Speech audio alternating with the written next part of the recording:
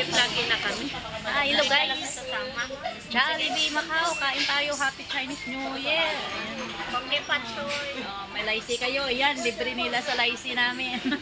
Sa laisi namin, sa laisi nila. Ayan. Sa laisi ni BFF at ni Bishi. Ayan. Ako wala pa akong laisi.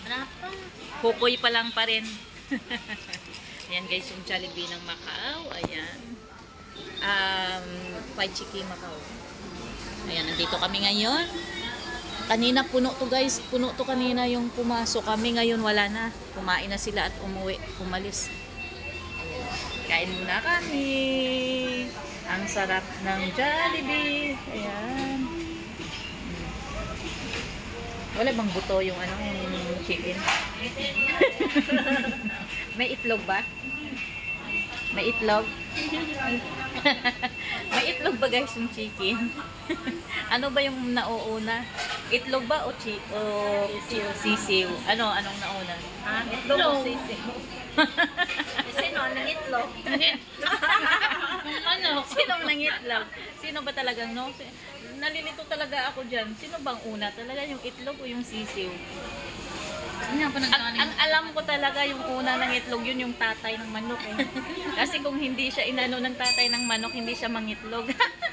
Irit na naman si baby ko. Kasalanan talaga ng tatay. Ay kaso naman yung tatay, saan ang galing? Eh, di si itlog din. Sana all may itlog. Makakain na ng itlog. Ay, sige na guys, nag-umpisa na naman ako nito sa kalokohan. Bye-bye. Bye-bye muna. Ayan. Gabi lang yung available namin. Gabi lang kami guys, malaya. Kasi nanghahunting kami. Nanghahunting ng itlog. Ay, ang itlog. Nanghahunting ng itlog. Ganyan lang kailan ba? Sa circle, minsan may bibili ng itlog. Galing sa torta yata ang isang.